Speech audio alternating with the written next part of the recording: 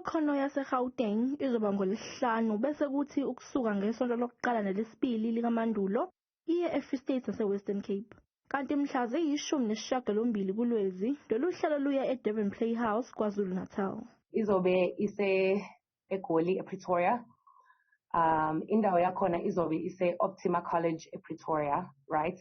So ama-artists with disabilities abakwazi ukucula, ukudlala any instrument, dancer, ama-poets, choirs, along the lines of that. Bangafika kule ndawo ngo-10 ekuseni.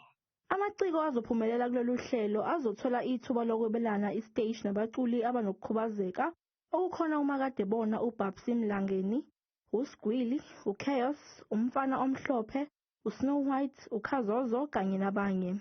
Inhloso yakhona yokuthi umuntu ophila nangokukhubazeka aphila ngakho angakwazi ukwenza lokho okwenziwa u-AKA, okwenziwa o-DJ Zinhle, okwenziwa ngababala. They also banayo i-platform manje ukuthi bame batshengisa abantu ukuthi nami nginekhono lokucula and ngine-message ekanje engaphilisa umuntu, i-message kanje enga-inspireisha umuntu.